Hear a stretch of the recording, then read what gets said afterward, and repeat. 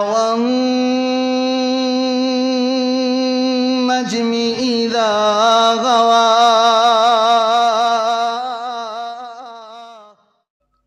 يا أيها الذين آمنوا اتقوا الله وقولوا قولا سديدا يصلح لكم أعمالكم ويغفر لكم ذنوبكم ومن يطع الله ورسوله فقد فاز فوزا عظيما أما بعد فإن خير الحديث كتاب الله وخير الهدي هدي محمد صلى الله عليه وسلم وشر الأمور محدثاتها وكل محدثة بدعة وكل بدعة ضلالة۔ ہر قسم کی حمد و ثنا، تعریف، تسبیح، تقدیس، تحمید، تکبیر اللہ رب العالمین کے لیے ہے، جو ہم سب کا خالق، مالک، رازق اور مدبر ہے۔ اور پھر لاکھوں کروڑوں درود و سلام ہوں اس منبع رشد و ہدا پر کہ جن کا نام نامی اسم گرامی محمد الرسول اللہ صلی اللہ علیہ وآلہ وسلم ہے۔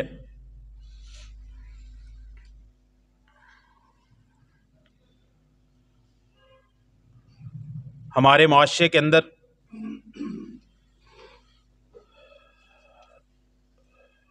علم دین کے ساتھ گہری وابستگی نہ ہونے کی وجہ سے اور دینی معاملات کو نہ جاننے کی بدولت، جہالت کے عام ہونے کی وجہ سے ہم ثواب سمجھ کر، نیکی سمجھ کر، اللہ کی رضا سمجھ کر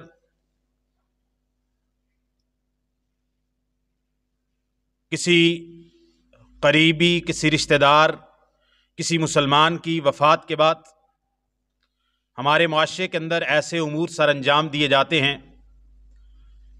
جن کو ایصال ثواب کے نام سے تصور کیا جاتا ہے، اور ایصال ثواب کہہ کے اپنی مرضی سے عبادتیں بنائی جاتی ہیں، اپنی مرضی کا طریقہ اختیار کیا جاتا ہے،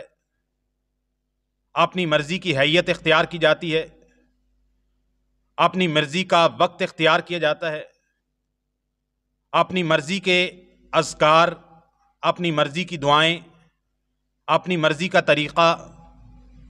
یہ ساری چیزیں میت کو فائدہ دینے کے لیے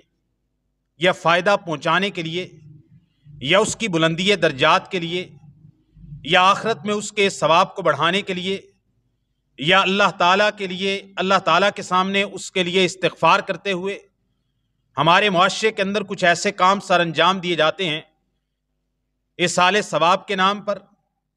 ثواب ہدیہ کرنے کے نام پر، ثواب کسی دوسرے بندے کو اپنا نیکی کا عمل کیا ہوا، کسی نے نماز پڑھی ہے، کسی نے روزہ رکھا ہے، کسی نے درود پڑھا ہے، کسی نے قرآن مجید پڑھا ہے، تو وہ اپنا پڑھا ہوا قرآن، اپنی پڑھی ہوئی نماز، اپنا رکھا ہوا روزہ وہ میت کے لیے اس کو ایصال کر دیتا ہے، ہدیہ کر دیتا ہے، تحفہ کر دیتا ہے،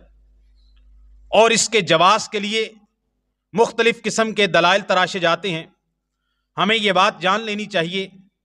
اور اس قاعدے کو، اس قانون کو جو اللہ تعالیٰ نے قرآن مجید کے اندر بیان کر دیا ہے، اس کو اپنے ذہن کے اندر پختہ کر لینا چاہیے، راسخ کر لینا چاہیے کہ اللہ تعالیٰ نے قرآن مجید کے اندر یہ ارشاد فرما دیا ہے، چاہے کوئی برائی ہو، گناہ ہو، کوئی عصیان ہو، نافرمانی ہو، ایک شخص کوئی گناہ کرے، چاہے وہ زندہ ہو، تو کسی دوسرے زندہ انسان کو اس کے کیے گئے گناہ کا بوجھ کسی دوسرے انسان پہ نہیں ڈالا جائے گا، اور اسی طرح قیامت کے اندر، آخرت کے اندر کسی ایک شخص کی برائی کی وجہ سے کسی دوسرے شخص کو نہیں پکڑا جائے گا۔ اللہ تعالیٰ قرآن مجید کے اندر یہ قانون اور یہ عدل و انصاف پر مبنی قانون اللہ تعالیٰ بیان فرماتے ہیں، وَلَا تَزِرُ وَازِرَةٌ وِزْرَ أُخْرَى، کوئی جان قیامت کے دن دوسری جان کا بوجھ اپنے ذمے نہیں اٹھائے گی۔ گناہ باپ نے کیا تو بیٹے کو اللہ تعالیٰ نہیں پکڑیں گے، گناہ بیٹے نے کیا تو باپ کو نہیں پکڑا جائے گا، گناہ شوہر نے کیا تو بیوی کو نہیں پکڑا جائے گا، گناہ بیوی نے کیا تو شوہر کو نہیں پکڑا جائے گا، گناہ بھائی نے کیا تو دوسرے بھائی کو اللہ تعالیٰ اس کی سزا نہیں دیں گے۔ لا تزر وازرۃ وزر اخری، کوئی جان دوسری جان کا بوجھ نہیں اٹھائے گی۔ اپنے اعمال ہیں، اپنے نیک اعمال بھی ہیں، اپنے برے اعمال بھی ہیں۔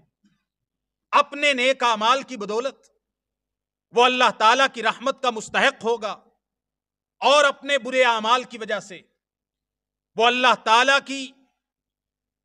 سزا کا، وعید کا اور اللہ تعالیٰ کی پکڑ کا موجب بنے گا۔ اور دوسرا قاعدہ، اللہ تعالیٰ اعمال کے اعتبار سے جو بندہ محنت کرتا ہے، کوشش کرتا ہے، بالخصوص نیک اعمال کے تعلق سے،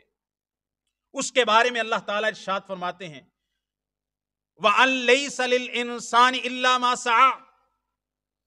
وَأَن لَيْسَ لِلْإِنسَانِ إِلَّا مَا سَعَى، اور یہ بات جان لو کہ انسان کے لیے صرف وہی کچھ ہے ما سعی، جس کی اس نے خود کوشش کی ہے۔ انسان کو وہی ملے گا جس کی اس نے کوشش کی ہے۔ انسان کو اسی نماز کا ثواب ملے گا جو اس نے خود پڑھی ہے۔ انسان کو اسی قرآن مجید کے قرآن خوانی کا ثواب ملے گا جو اس نے قرآن مجید خود پڑھا ہے۔ انسان کو اسی ذکر کا ثواب ملے گا جو اس نے ذکر کیا ہے۔ ان لیس للانسان الا ما سعی، یہ قانون ہے کہ انسان کے لیے صرف وہی کچھ ہے ما سعی، جس کی اس نے محنت کی ہے، کوشش کی ہے، دوڑ دھوپ کی ہے، جو اس نے عمل خود کیے ہیں۔ نبی کریم صلی اللہ علیہ وسلم نے سیدہ فاطمہ رضی اللہ تعالی عنہا کو مخاطب کر کے کہا یا فاطمہ بنت محمد صلی اللہ علیہ وسلم، اے فاطمہ بنت محمد، اے مالی لا اغنی عنک من اللہ شیئا، بلکہ اس سے پہلے فرمایا سلینی من مالی ما شئت، فاطمہ میرے مال میں سے جو چاہتی ہو آج مانگ لو، میں تیرا باپ ہوں، تمہیں دینے کے لیے تیار علیہ الصلوۃ والسلام۔ اے مالی اپنے اعمال درست کرو، ترغیب دی جا رہی ہے۔ اور سیدہ فاطمہ رضی اللہ تعالی عنہا، جو کہ تمام انسانیت کے اندر جتنی بھی خواتین ہیں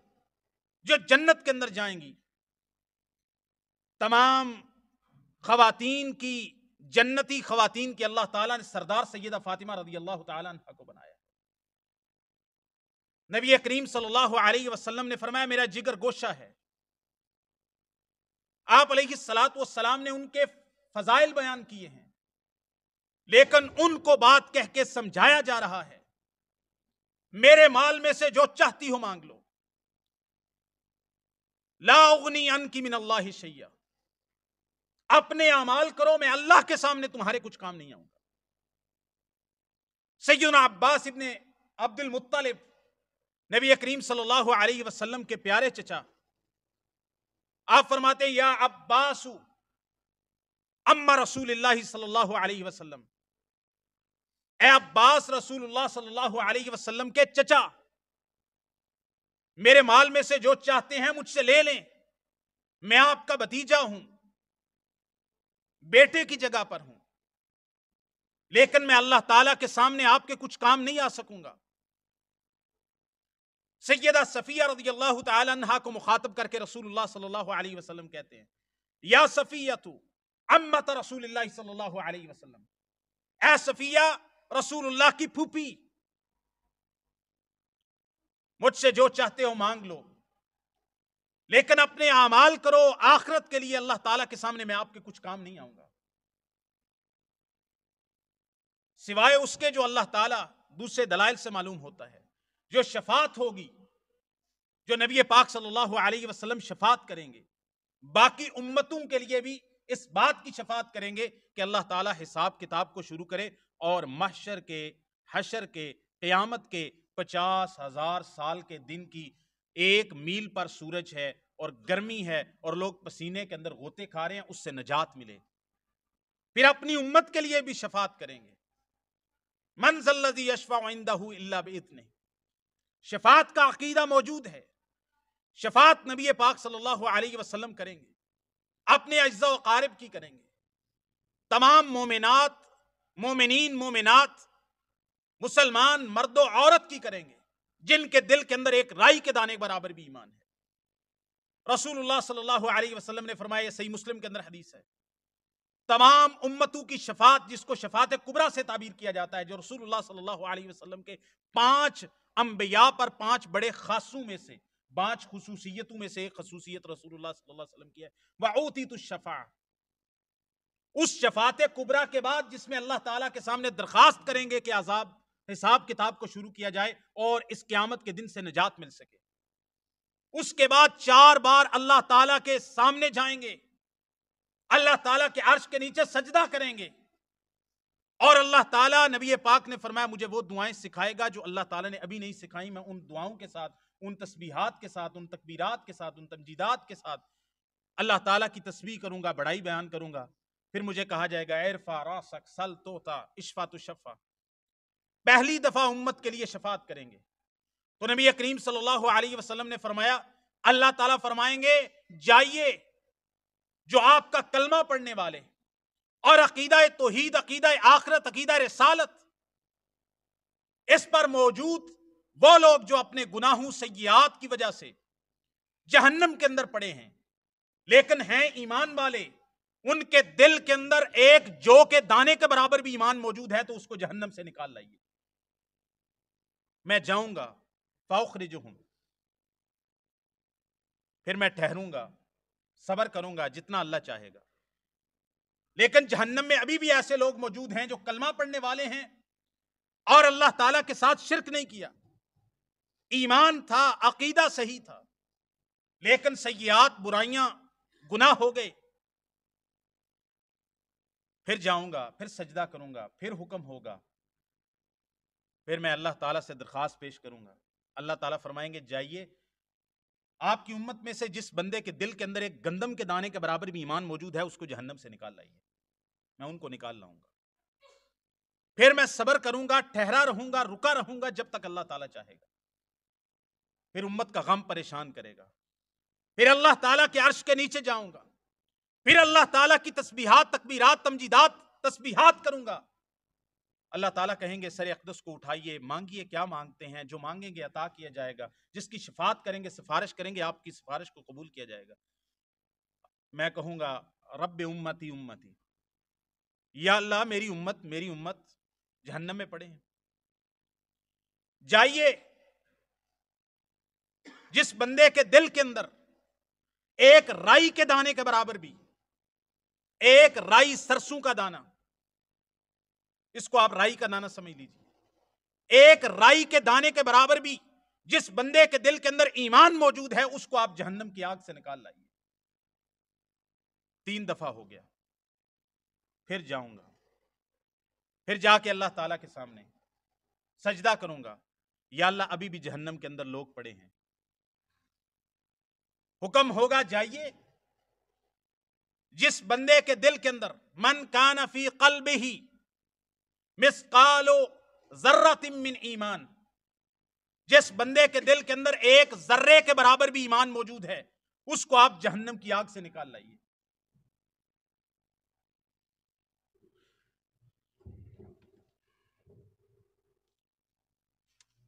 جس بندے کے دل کے اندر ایک ذرے کے برابر بھی ایمان موجود ہے، اس کو نکال لائیے۔ میں جاؤں گا اور جس مومن مسلمان کے دل کے اندر ایک ذرے کے برابر بھی ایمان ہے، اس کو جہنم سے نکال لاؤں گا۔ 4 باریاں ہو گئیں، 4 دفعہ شفاعت کر دی، 4 چکر لگا لیے امت کے لیے۔ پھر نبی پاک صلی اللہ علیہ وسلم فرمائیں گے، صحیح مسلم کی حدیث ہے،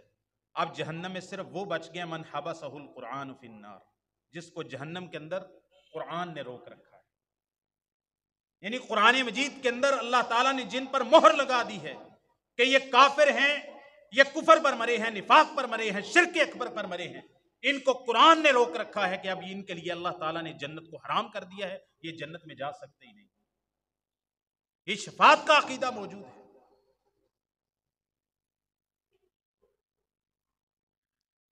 لیکن اعمال، نیکیاں کہ نماز کوئی پڑھے ثواب کسی کو ملے، درود کوئی پڑھے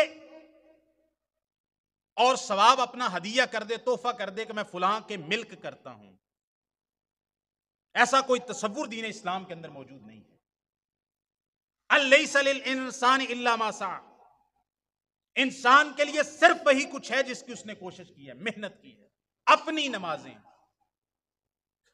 اپنا پڑھا ہوا درود، اپنا پڑھا ہوا قرآن، اپنا سیکھا ہوا علم۔ ہاں کچھ ایسی چیزیں ہیں جو قرآن و سنت سے ہمیں معلوم ہوتا ہے کہ قرآن و سنت کے اندر ہمیں یہ معلوم ہوتا ہے کہ یہ ایسے اعمال ہیں جو زندہ لوگ میت کے لیے کریں تو میت کو اس کا ثواب پہنچتا ہے۔ قرآن و سنت نے وہ 4 5 6 7 چیزیں بتا دی ہیں، ان کے باہر میت کے لیے کوئی ایصال ثواب نہیں ہو سکتا۔ اس کے علاوہ کوئی ایصال ثواب کا تصور رکھا جائے گا تو وہ بدعت کے زمرے کے اندر آئے گا۔ نبی پاک صلی اللہ علیہ وسلم نے فرمایا کیونکہ ثواب یہ دین ہے، یہ عبادت ہے، جس چیز پہ ثواب ملے، جس عمل پہ ثواب ملے وہ عبادت ہوتا ہے، اور عبادت کوئی شخص اپنی مرضی سے نہیں کر سکتا، اپنے طریقے سے نہیں کر سکتا، اپنے اجتہاد اور اپنی کوشش سے، یا اپنی سوچ اور فکر اور اپنے عقل کے تصور کے اوپر، یا اپنے عقل کے گھوڑے دوڑا کے کہ مجھے یہ کرنا چاہیے، مجھے ایسے کرنا چاہیے، مجھے ویسے کرنا چاہیے۔ کوئی شخص اپنی مرضی سے نہ عبادت بنا سکتا ہے اور نہ کوئی عبادت جو اسلام کے اندر موجود ہے اس کو اپنے طریقے سے اور اپنی سمجھ بوجھ کے مطابق اس کو ادا کر سکتا ہے۔ آواز ٹھیک آ رہی ہے؟ سمجھ آ رہی ہے؟ میں سپیکراں دا بڑا دشمن ہاں۔ سپیکر مجھے بالکل پسند نہیں ہوتے، وجہ شور پیدا کرتے ہیں۔ ٹھیک، میں چاہتا ہوں سپیکر بالکل نہ ہو، میں اپنی آواز کے ساتھ بول رہا ہوں۔ 500,000 دے مجمع نوں تے اللہ دی توفیق نہ سنا ہی سکنے ہیں، چلو زیادہ ہو جان تے پھر چلو سپیکر بندہ لا لے۔ تو یہ مجبوری ہے خواتین کی طرف آواز پہنچانا، ورنہ میں تو اللہ کے فضل سے اللہ نے مجھے سپیکروں کا محتاج بنایا ہی نہیں۔ تو بہرحال اب نبی پاک صلی اللہ علیہ وسلم نے فرمایا من عمل عملا لیس علیہ امرنا فہو رد، صحیح مسلم کی حدیث ہے۔ جو شخص بھی کوئی ایسا عمل کرے جس پر ہمارا حکم نہیں ہے، ہمارا امر نہیں ہے، ہماری اجازت نہیں ہے، ہماری طرف سے اس پر کوئی تعلیمات نہیں ہیں، فَهُوَ رَدٌّ، اس بندے کا کیا گیا وہ عمل مردود ہے، اللہ تعالیٰ کی بارگاہ کے اندر قبول نہیں ہے۔ من عمل عملا، جو بندہ جو بھی عمل کرے، جیسا بھی عمل کرے، اور عمل کیسا؟ لیس علیہ امرنا، جس پر ہمارا حکم نہیں ہے، اپنی مرضی سے کر رہے، اپنی سوچ سے کر رہے، اپنے عقل سے کر رہے، اپنے اجتہاد سے کر رہے، اس نے اپنے آپ کو شارع بنا رکھا ہے۔ شارع کس کو کہتے ہیں؟ شارع بنیادی طور پر اللہ تعالیٰ کی ذات ہے جو شریعت بناتی ہے، اور پھر نبی پاک صلی اللہ علیہ وسلم کی ذات نیابت کے اندر شارع ہے، اللہ تعالیٰ کا نائب ہو کر اللہ تعالیٰ شریعت بناتے ہیں۔ شریعت قرار دینا اللہ تعالیٰ کا صرف حق ہے، ہاں شریعت آگے بتانا یہ نبی پاک صلی اللہ علیہ وسلم کی ذمہ داری۔ تو جو شخص اپنی طرف سے عبادت بناتا ہے، اپنی طرف سے کوئی عمل بتاتا ہے جس کی شریعت کے اندر کوئی اصل موجود نہیں، کوئی دلیل موجود نہیں، تو وہ شخص گویا کہ اللہ تعالیٰ کا حق غصب کرنے کی کوشش کرتا ہے، رسول اللہ صلی اللہ علیہ وسلم کے حق پہ ڈاکہ مارنے کی کوشش کرتا ہے، اور وہ اپنے آپ کو شریعت بنانے والا اور شارع کی حیثیت میں کھڑا کر لیتا ہے کہ میں نے یہ سمجھا ہے کہ اس کام کے اندر حرج کیا ہے کرنے کے اندر، کیا حرج ہے کرنے میں؟ وہ اپنے آپ کو شارع بنا رہا ہے۔ شارع اللہ کی ذات ہے، اللہ تعالیٰ کی نیابت میں جناب محمد رسول اللہ صلی اللہ علیہ وسلم کی ذات شارع ہے۔ نبی پاک صلی اللہ علیہ وسلم نے فرمایا من احدث فی امرنا ھذا ما لیس منہ فہو رد، صحیح بخاری صحیح مسلم کی حدیث ہے۔ جس بندے نے اس ہمارے دین کے معاملے کے اندر کوئی نیا کام ایجاد کیا ایسا نیا کام کہ جس کی ہماری طرف سے کوئی تعلیمات نہیں ہے، کوئی امر نہیں، کوئی حکم نہیں، فہو رد، وہ کام مردود ہے، وہ اللہ تعالیٰ کی بارگاہ کے اندر قبول نہیں ہے۔ اب شریعت نے ہمیں اجازت دی ہے کہ ہم میت کو ثواب کیسے پہنچا سکتے ہیں۔ زندہ لوگ کچھ ایسے اعمال کر سکتے ہیں کہ کریں زندہ آدمی اور میت کو اس کا فائدہ ہو۔ سب سے پہلی چیز، میت کے لیے دعا، میت کے لیے دعائے مغفرت، میت کے لیے استغفار، میت کے لیے دعائے مغفرت۔ اللہ تعالیٰ قرآن مجید کے اندر فرماتے ہیں والذین جاءوا من بعدہم یقولون ربنا اغفر لنا ولاخواننا الذین سبقونا بالایمان ولا تجعل في قلوبنا غلا للذین آمنوا ربنا انک رؤوف رحیم۔ جو لوگ ان مہاجرین انصار صحابہ کے بعد آئے ہیں، والذین جاءوا من بعدہم، جو ان فوت شدگان کے بعد آتے ہیں، یقولون، وہ اللہ تعالیٰ سے کہتے ہیں ربنا اغفر لنا، اے اللہ ہمیں بھی بخش دے، ربنا اغفر لنا ولاخواننا الذین سبقونا بالایمان، اے اللہ ہمیں بھی بخش دے اور ہمارے ان بھائیوں کو بھی بخش دے جو ہم سے پہلے اسلام کے اندر سبقت لے گئے اور تیرے پاس پہنچ گئے، فوت ہو گئے، دنیا سے چلے گئے، یا اللہ ہمیں بھی بخش دے اور ہمارے فوت شدگان مسلمان بھائیوں کو بھی بخش دے۔ تو یہ قرآن مجید کے اندر فوت شدگان کے لیے دعا کرنے کی دلیل موجود ہے کہ مومن لوگ اپنے لیے بھی دعا کرتے ہیں اور فوت شدگان کے لیے بھی دعا کرتے ہیں۔ دوسری بات، نبی کریم صلی اللہ علیہ وسلم نے فرمایا، صحیح بخاری کے اندر مشہور حدیث ہے، اذا مات الانسان انقطع عنہ عملہ، جب انسان مر جاتا ہے تمام اعمال کا اس کے ساتھ رشتہ کٹ جاتا ہے۔ جو اعمال نیک کیے دنیا میں رہ گئے اور اس کے نامہ اعمال کا حصہ بن گئے، اور جو بد اعمال کیے ان کے ساتھ بھی رشتہ ٹوٹ گیا، وہ وہیں پہ رہ گئے اور وہ اس کے بد اعمال کے پلڑے کے اندر ڈال دیے گئے، آخرت کا ذخیرہ بن گیا اس کا۔ نیک تھے تبھی، بد تھے تبھی۔ اب آگے دوبارہ کوئی اعمال اس کے لیے جاری نہیں رہیں گے، الا من ثلاث، سوائے 3 اعمال کے۔ ان میں سے ایک کیا ہے؟ او ولد صالح یدعو لہ، بندے کے جب مر جاتا ہے تمام اعمال کا رشتہ کٹ جاتا ہے 3 اعمال کے سوائے، اور ان میں سے ایک کیا ہے؟ او ولد صالح یدعو لہ، یا اس کی نیک اولاد جو اس کے لیے دعا کرتی ہے۔ وہ دنیا کے اندر دعا کر رہی ہے، بندہ فوت ہو گیا ہے، اس کا رشتہ فوت شدگان سے اور والدین سے نہیں کٹتا۔ بچہ دعا کرتا ہے، اولاد دعا کرتی ہے، بیٹا دعا کرتا ہے، بیٹی دعا کرتی ہے، پوتا دعا کرتا ہے، پوتی دعا کرتی ہے، نواسا دعا کرتا ہے، نواسی دعا کرتی ہے۔ یہ ساری اولاد ہی ہوتی ہے نا آخر تک، بیٹے بیٹیاں، پوتے پوتیاں، نواسے نواسیاں، یہ سب اولاد ہیں۔ او ولد صالح یدعو لہ، یا اس کی نیک اولاد جو اس کے لیے دعا کرتی ہے، اس کے مرنے کے بعد اس کی اولاد کی گئی دعا کی وجہ سے اللہ تعالیٰ اس کے قبر کے اندر درجات کو بلند فرما دیتا ہے۔ تو دعا پہنچتی ہے، دعا کا ایصال ثواب پہنچتا ہے، دعا کا فائدہ ہوتا ہے میت کو۔ نبی پاک صلی اللہ علیہ وسلم نے فرمایا، ان الرجل لا ترفع درجته في الجنة فيقول یا ربی ان هذا، ایک بندہ جو مومن ہے، مسلمان ہے، اللہ تعالیٰ اس کا مرنے کے بعد اس کا جنت کے اندر درجہ بڑھاتے ہیں۔ تو وہ بندہ وہاں عالم برزخ کے اندر، قبر کے اندر اس کو بتایا جاتا ہے کہ اللہ تعالیٰ نے تیرا درجہ بڑھا دیا ہے، تیرے درجات میں بلندی کر دی ہے۔ وہ اللہ تعالیٰ سے کہتا ہے ربی انا ہاذا، یہ کیسے ہوا، یہ میرا درجہ کیسے بڑھا،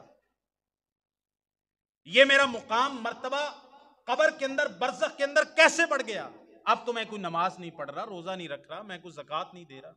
تو اب یہ میرا درجہ کیوں بڑھا ہے؟ نبی پاک صلی اللہ علیہ وسلم نے فرمایا فیقال، تو اس بندے کو جواب دیا جاتا ہے باستغفار ولدک لک، یہ تیرا درجہ اس لیے بڑا ہے کہ تیری اولاد نے، تیرے بیٹے نے، تیری بیٹی نے، تیری والد نے، تیری اولاد نے تیرے لیے اللہ تعالیٰ سے دعا کی ہے، باستغفاری ولدک لک، تیرے بچے کی، تیری اولاد کی دعا کی وجہ سے، استغفار کی وجہ سے تیرا یہ درجہ جنت کے اندر بڑھایا گیا ہے۔ یہ سنن ابن ماجہ کی صحیح حدیث ہے سند کے اعتبار سے۔ اس کے علاوہ ایک اور ہم اتحیات کے اندر پڑھتے ہیں، السلام علیکہ ایہا النبی ورحمۃ اللہ وبرکاتہ، اور ہم کہتے ہیں السلام علینا وعلی عباد اللہ الصالحین، کہ ہم کہتے ہیں کہ ہم پر بھی سلامتی ہو اور اللہ تعالیٰ کے تمام نیک بندوں پر سلامتی ہو۔ نبی پاک صلی اللہ علیہ وسلم نے فرمایا جب بندہ تشہد کے اندر بیٹھ کے یہ کہتا ہے السلام علینا وعلی عباد اللہ الصالحین،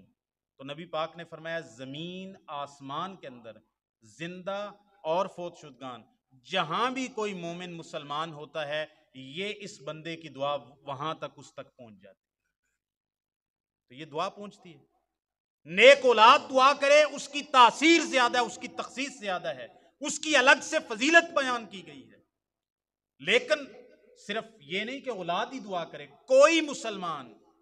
کسی بھی مسلمان کے لیے، چاہے اس کا کسی بھی طرح کو کوئی رشتہ نہ ہو، چاہے اس کو جانتا بھی نہ ہو، چاہے تشہد کے اندر بیٹھ کے کہہ رہا ہے السلام علیکہ السلام علینا وعلی عباد اللہ الصالحین، ہم پر بھی سلامتی ہو، اللہ تمام تیرے نیک بندوں پر، مسلمان بندوں پر، مومن بندوں پر، نیک بندوں پر ہو۔ تو نبی پاک صلی اللہ علیہ وسلم نے فرمایا جہاں بھی کوئی نیک بندہ ہے، چاہے زندہ ہے چاہے فوت شدگان کا ہے، سب کو اس بندے کی دعا پہنچ جاتی ہے۔ اس کے علاوہ میت کے لیے نماز جنازہ دعا کی بہترین مثال ہے۔ نماز جنازہ، میت کو نماز جنازہ کا فائدہ ہوتا ہے؟ ہاں ہوتا ہے، اس کے لیے دعا کی جاتی ہے، اور اس میں ہم کہتے ہیں اتنی جامع دعا نماز جنازہ کی، اللہم اغفر لحینا و میتنا، اے اللہ ہمارے زندوں کو بھی بخش دے اور اے اللہ ہمارے فوت شدگان کو بھی بخش دے۔ زندوں کی بخشش کے لیے بھی دعا اور فوت شدگان کے لیے بھی دعا اس کے پہلے جملے کے اندر موجود ہے۔ اور پھر جو حاضر میت ہے اس کے لیے دعائیں، اللہم اغفر لہ ورحمہ، یا اللہ اس کو بخش دے، یا اللہ اس پر رحمت فرما، یا اللہ اس کے درجات بلند فرما، یا اللہ اس کے گناہوں کو پانی کے ساتھ، اولوں کے ساتھ، برف کے ساتھ دھو دے، اے اللہ اس کے گناہوں اور اس کے درمیان اتنا فاصلہ کر دے جتنا فاصلہ تو نے مشرق و مغرب کے درمیان رکھا ہے۔ تو یہ دعا میت کو فائدہ دیتی ہے۔ سیدنا ابراہیم علیہ السلام کی دعا کتنی جامع ہے، جو ہم کو سکھائی جاتی ہے نماز کے آخری تشہد کے اندر، رب اغفر لی ولوالدی وللمؤمنین یوم یقوم الحساب، یا اللہ مجھے بخش دے۔ ابراہیم علیہ السلام کیا کہہ رہے ہیں؟ یا اللہ مجھے بخش دے، میرے والدین کو بخش دے، اور تمام ایمان والوں کو بخش دے، جس دن حساب قائم ہوگا قیامت کے دن سب کو بخش دے۔ تو دعا کی جا سکتی ہے۔ دوسرا ایصال ثواب، میت کے لیے صدقہ کیا جا سکتا ہے، اور صدقہ کرنے کے اندر یہ شرط ہے، میت کی طرف سے صدقہ اس کی اولاد کر سکتی ہے یا اس کے قریبی رشتہ دار کر سکتے ہیں۔ کوئی اجنبی مسلمان کسی اجنبی مسلمان کی طرف سے صدقہ کرے تو اس کی کوئی دلیل اور مثال قرآن و سنت میں، نبی پاک صلی اللہ علیہ وسلم کی سیرت میں اور صحابہ کے عمل کے اندر ہمیں نظر نہیں آتی۔ اس کی بہت ساری مثالیں ہیں۔ ایک شخص نبی کریم صلی اللہ علیہ وسلم کے پاس آیا، صحیح بخاری کے اندر حدیث ہے، اس نے کہا ان امی افتلیتت،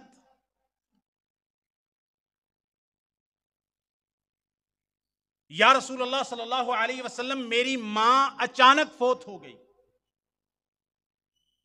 وَأَظُنُّهَا لَوْ تَكَلَّمَتْ تَصَدَّقَتْ، یا رسول اللہ اگر میری ماں کو کچھ کہنے کا آخری دم موقع ملتا نا تو مجھے گمان ہے کہ وہ صدقہ کرنے کا کہتی۔ تو یا رسول اللہ آفا آتا صدق عنہا، کیا میں اپنی والدہ کی طرف سے صدقہ کروں، اس کو اجر ملے گا؟ آپ صلی اللہ علیہ وسلم نے فرمایا نعم، تو اپنی ماں کی طرف سے صدقہ کر، اس کو اس کا ثواب ملے گا۔ بندہ کہتا ہے یا رسول اللہ میری ماں فوت ہو گئی اور وہ کچھ آخری دم کہہ نہیں سکی، کیا میں اپنی ماں کی طرف سے صدقہ کروں، میری ماں کو ثواب ملے گا؟ آپ نے فرمایا ہاں، تو اپنی ماں کی طرف سے صدقہ کر، تو صدقہ کرے گا اس کا ثواب تیری ماں کو بھی ملے گا۔ یہ ایصال ثواب کا دوسرا طریقہ ہو گیا۔ پہلا طریقہ دعا، نیک اولاد کرے۔ سب سے قیمتی دعا اولاد کی ہے، جیسے کہ ہم کہتے ہیں سب سے زیادہ قیمتی دعا اولاد کے حق میں والدین کی ہے، اسی طرح والدین کے حق میں بھی سب سے قیمتی دعا اور سب سے اللہ تعالیٰ جس کو اللہ تعالیٰ زیادہ جلدی سنتے ہیں، جلدی قبول کرتے ہیں، وہ اولاد کی دعا اپنے والدین کے لیے۔ اور دوسرا صدقہ، صدقہ بیٹے نے کہا ماں فوت ہو گئی صدقہ کروں، آپ نے فرمایا ہاں کر، صحیح بخاری میں حدیث موجود ہے۔ اس کے علاوہ سیدنا سعد ابن عبادہ رضی اللہ تعالیٰ عنہ آئے، یہ سنن نبی داود کے اندر حدیث موجود ہے اور اس کی اصل صحیح بخاری کے اندر ہے۔ انہوں نے کہا یا رسول اللہ میری ماں فوت ہو گئی، افا تصدق عنہا، کیا میں اپنی ماں کی طرف سے صدقہ کروں، ثواب ملے گا میری ماں کو؟ صدقے کا ثواب جو میں کروں گا میری ماں تک صدقے کا ثواب پہنچے گا؟ آپ علیہ الصلوۃ والسلام نے فرمایا ہاں، تو اپنی ماں کی طرف سے صدقہ کر۔ اور پوچھا فَأَيُّ الصَّدَقَةِ أَفْضَلُ، یا رسول اللہ اپنی ماں کے لیے کون سا صدقہ کروں جو زیادہ افضل ہے؟ آپ علیہ الصلوۃ والسلام نے فرمایا الماء، پانی کا صدقہ۔ فَحَفَرَ بِئْرًا، سیدنا سعد ابن عبادہ رضی اللہ تعالی عنہ نے ایک کنواں کھدوایا۔ رسول اللہ نے کہا سب سے بہترین صدقہ اپنی ماں کے لیے ہے کہ پانی کا صدقہ کر۔ انہوں نے پھر ایک کنواں کھدوایا اور لوگوں کے لیے اس کو جاری کر دیا، خرچ کر کے کنواں کھدوا کے پانی نکال کے لوگوں کے لیے وقف کر دیا، اپنی ماں کی طرف سے صدقہ کر دیا۔ اور کنواں کھدوا کے سیدنا سعد ابن عبادہ کہتے ہیں ھذہ لأم سعد،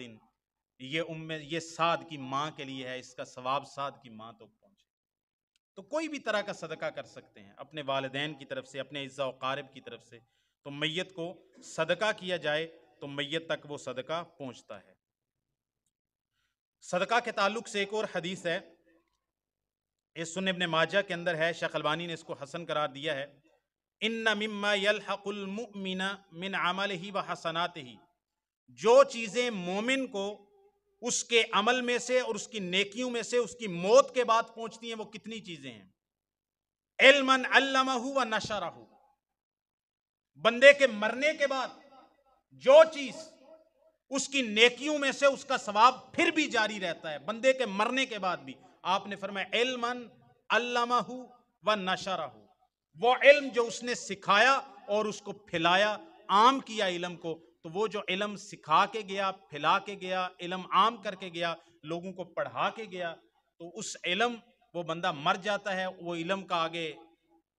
جو فائدہ ہے وہ چلتا رہتا ہے۔ اس نے اپنے طالب علموں کو پڑھایا، طالب علم آگے پڑھائیں گے، پھر وہ آگے پڑھائیں گے۔ اس کی مثال ہم دیا کرتے ہیں، رسول اللہ صلی اللہ علیہ وسلم نے سیدنا ابو ہریرہ کو پڑھایا، سیدنا ابو ہریرہ نے حماد ابن منبہ کو پڑھایا، انہوں نے اپنے تبع تابعی کو پڑھایا، کرتے کرتے امام بخاری تک پہنچا، اس سے کرتے کرتے 1450 سال سے وہ ایک حدیث جو سیدنا ابو ہریرہ سے چلی تھی نبی پاک سے، وہ آج تک لوگ اس کو پڑھ رہے ہیں، پڑھا رہے ہیں۔ امام بخاری نے اپنی کتاب کے اندر لکھا ہے آج تک اس کا ثواب ان تمام لوگوں سے ہوتا ہوا امام بخاری تک، امام بخاری سے ان کے استاد، ان کے استاد، ان کے استاد، اور وہ سیدنا ابو ہریرہ رضی اللہ تعالیٰ عنہ تک اس کا ثواب پہنچ رہا ہے۔ علم اتنی نافع چیز ہے،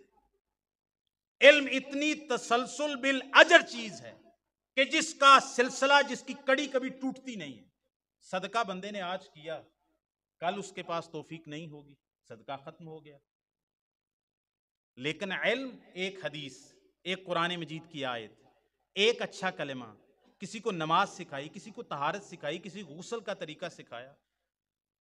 کسی کو توحید کا عقیدہ بتایا، کسی بندے کو اعمال بتائے، سچ کی ترغیب دی، نیک اعمال میں سے کوئی بھی تعلیم دی، چاہے باپ اپنے بیٹے کو ایک لفظ سکھائے بسم اللہ الرحمن الرحیم، یہ دنیا سے چلا گیا، جب تک وہ بچہ بسم اللہ پڑھتا رہے گا نا اس کو ثواب ملتا رہے گا۔ یہ علم اتنی زبردست چیز ہے، اس کی کڑی کبھی درمیان سے ٹوٹتی نہیں۔ وہ کڑی جو سیدنا ابو ہریرہ، میں نے ایک مثال دی، وہاں سے کڑی جڑی تھی، امام بخاری تک پہنچی، قیامت تک انشاءاللہ وہ کڑی اجر کی سیدنا ابو ہریرہ سے کبھی ٹوٹے گی نہیں، باقی صحابہ سے بھی، باقی صحابیات سے بھی، باقی امہات المومنین سے بھی۔ تو یہ علم ایسی چیز ہے۔ تو باقی انشاءاللہ اور بھی چیزیں ہیں، یہ تقریباً 6-7 چیزیں ہیں اس سال ثواب کے تعلق سے، کہ جو بندہ فوت ہو جائے تو میت کے لیے کون کون سے اعمال کیے جا سکتے ہیں جن سے فوت شدگان کو فائدہ ہوتا ہے، اصال ثواب ہوتا ہے، اور اصال ثواب جو قرآن و سنت سے ثابت ہے انشاءاللہ وہ اگلے خطبہ کے اندر بیان کریں گے۔ آج 2 چیزیں بیان کی ہیں، ایک دعا جو اولاد کرے یا کوئی بھی مومن مسلمان کسی کے لیے کرے تو میت کو اس کا فائدہ ہوتا ہے، اور دوسری چیز صدقہ۔ صدقہ میں یہ شرط ہے، صدقہ اولاد کرے گی یا پھر اس میت کے اولیاء اور رشتہ دار کریں گے۔ کوئی اجنبی صدقہ کرے گا کسی میت کی طرف سے تو اس کی کوئی مثال قرآن و سنت میں موجود نہیں ہے۔ اللہ تعالی ہمیں عمل کی توفیق عطا فرمائے۔ والنجم إذا غوى